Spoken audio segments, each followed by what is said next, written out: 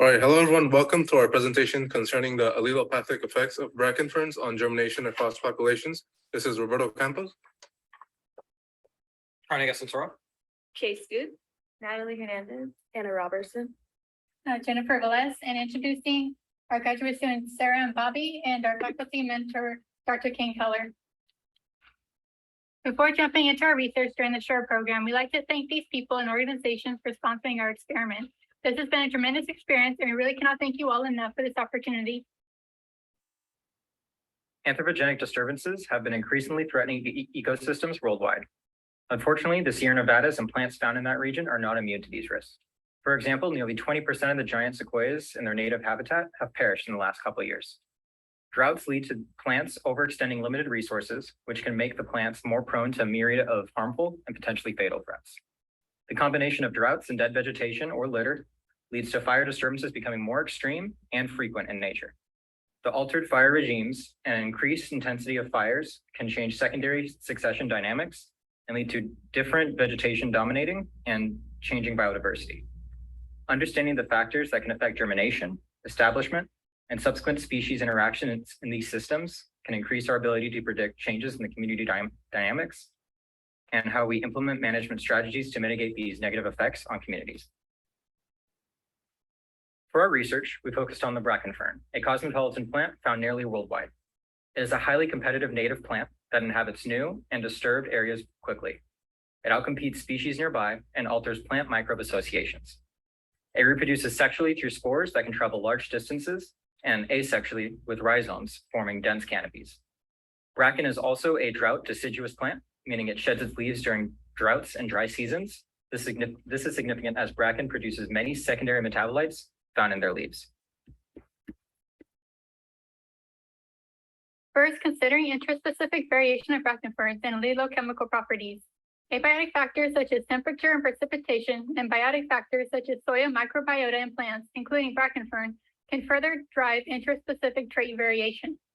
Moreover, the presence of an allelopathic plant can cause a decrease in the species diversity surrounding it, as the allelochemicals affect both plants and soil microbes. Allelochemical abundance in bracken ferns can build up over time, with the release of these toxins preventing the establishment of other species. Allelochemicals also cause stress to soil microbial communities and deter herbivores. Looking at bracken ferns and their allelochemical properties, we posed a question. Does bracken fern leachate affect the germination of native understory species? And if so, do these responses vary depending on the population identity of bracken fern? From this, we formed our hypothesis, which is bracken fern leachate's effect on germination varies across species and bracken populations.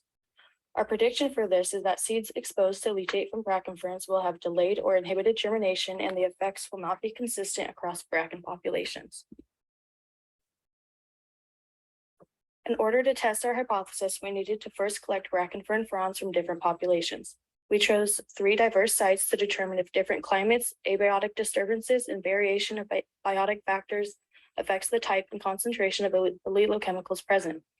Our 3 sites were Nobion Creek, a recently burned area from last year's windy fire, where the ground consists mostly of soot and ash; Alder Creek, which is a lush mountain area near the stag tree, fire burned nearby previously but not directly through this area; and Fiscalini Ranch Preserve, which is a protected coastal area near Cambria that is home to a number of endangered species.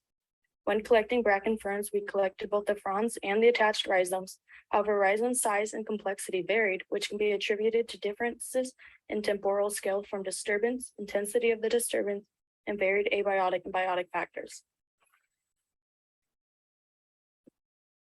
The preparation for creating the leachate was done by allowing the fronds to dry and removing the pinnae from the stalk. The pinnae was grounded, and then 200 grams of dry biomass was added to 2,500 milliliters of distilled water. After 2 days, with mixing regularly, we strained the leachate into a new bottle using a cheesecloth and filter paper method. Our target species were chosen based on species native in the area where brackens are located. The 4 seeds we chose were Trifolium wildonovii, Achillea millefolium, Lupanus nanus, and Festuca microstachys.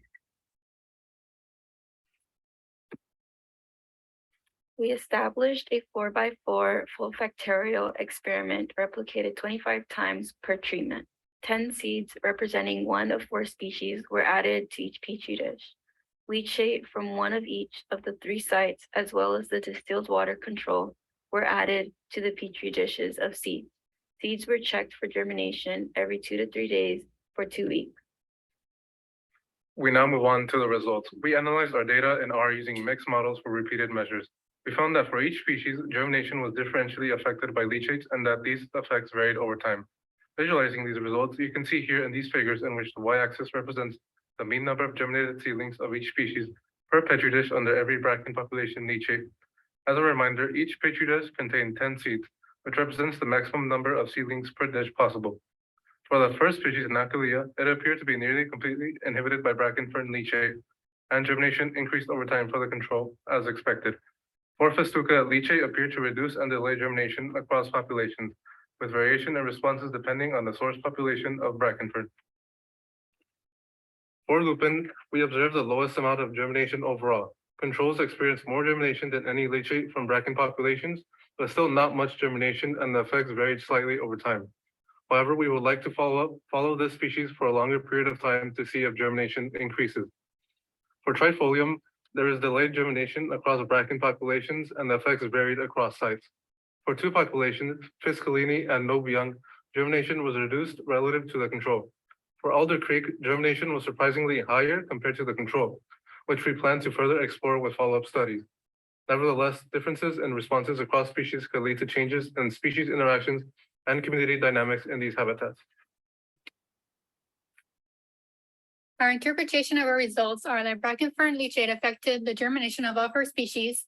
The presence of fern is reducing and delaying germination of native seeds, and we found that variation in responses across species and depending on the population origin of the Bracken ferns, some populations, such as that from Fiscalina Ranch, nearly completely inhibited germination regardless of the species, while others, such as Alder Creek, had weaker effects to potentially even be benefiting a species. These effects may be due to a range of different allelopathic secondary metabolites released by the Bracken ferns and how these metabolites may vary across populations.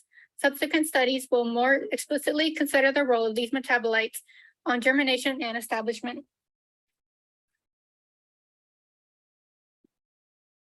Understanding the interactions between bracken fern and native species germination is important. In areas undergoing secondary succession, bracken slowing or eliminating the germination of other species can have profound effects on the biodiversity of the region. This can affect how land stewards approach reforestation projects in the region, as this also affects community dynamics post-wildfire and other disturbances. It can influence how stewards approach species management, both for the focal species as well as non-target species that may be interacting with highly dominant competitors.